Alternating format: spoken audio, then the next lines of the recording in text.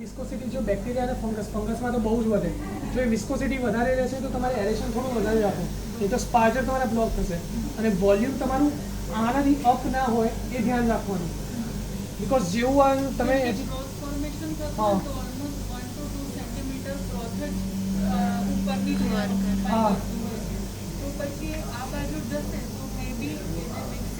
મિક્સિંગમાં problem નહીં આવે, કારણ કે આ રોટેટ થતું જ રહેશે. અહીંયા તમે એમ જોશો ને તો આ એક્ઝેક્ટ એક જગ્યાએ નહીં રહે, અહીંથી આમ અંદર જઈને બહાર નીકળશે, બહાર નીકળતું રહેશે. બરાબર છે, પણ એ જો હવે આપણે અઝ્યુમ કરીએ કે ફ્રોથ છે તો એમાં ફ્રોથ આવે તો એ ફ્રોથ ઓલમોસ્ટ ઢાંકણાની નજીક જતું રહેશે, પણ એ હિન્ડર નહીં કરે. હિન્ડર એટલે શું કન્ટામિનેશન નહીં કરે, કારણ કે તમે પેક કરીને જ રાખ્યું છે ને. હા હા, ત્યારે તમારે અહીંયા છે ને તમારે બર્નર રાખવા પડે. બર્નર રાખીને જેમ તમે નોર્મલમાં તમે ઇનોક્યુલમ કરો છો ને એમ જ આની અંદર તમે ઇનોક્યુલમ કરી શકો. જેનાથી ના સિરીજ નહીં, આનું પોર્ટ મોટો છે. पूरी यूनिट को रखना होता है. अगर यहाँ पर अगर आपको यहाँ करना है तो 2 बर्नर यहाँ पर रखो, उससे पहले सरफेस स्टेरिलाइजेशन कर दो, उसके बाद यहाँ पर एंटर करो. 2 बर्नर यहाँ पर रख दो, ठीक है, उसके बाद यहाँ पर एंटर करो, लेकिन उससे पहले सब सरफेस स्टेरिलाइज कर दो, ठीक है. ये 2 मिनट मुझे देखो. तो इसका ड्रॉबैक तो यही हुआ ना कि वो जो पॉइंट है इनोक्युलेशन पॉइंट, उससे नीचे ही मीडिया हम रखना चाहिए. देखो आटલું છે તો તમારે સિરિંજ ઇન્જેક્શનની જરૂર નથી, તમે ડાયરેક્ટ કરી નાખી શકો, પણ તમારે ફનેલ રાખવાની અને ફનેલથી ટ્રાન્સફર કરવાનું. 2 પોર્ટ એટલે આવે છે. અમુકમાં કેવું હોય છે કે આ ઢાંકણું હોય ને હા. itself porous હોઈ શકે. હા You can એમાંથી કરી શકો.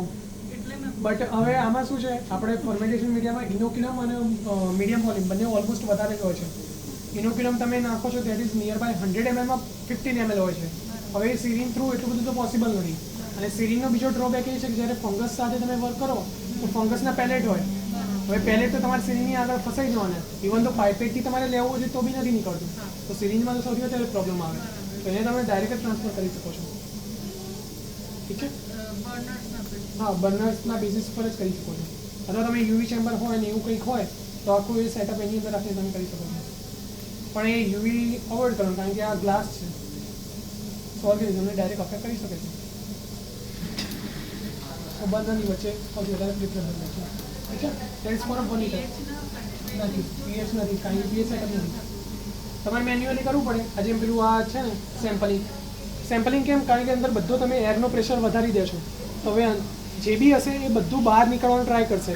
હવે બહાર આવવા માટેની જગ્યા દેટ ઇઝ અ સેમ્પલિંગ. સો જેટલું પ્રેશર વધશે એ બધું એના ઉપર ક્રિએટ થશે, તો એ બધું સીધું ક્યાંથી આવશે, સેમ્પલિંગ પોર્ટથી બહાર આવશે. તો સેમ્પલિંગ આગળ નોબ રાખેલો હોય છે, જેવો ઓન કરશો સીધું સેમ્પલિંગ બહાર આવશે, નોબ બંધ કરી દેશો પાછું ત્યાં રહેશે. હા, એ એક્ઝોસ્ટથી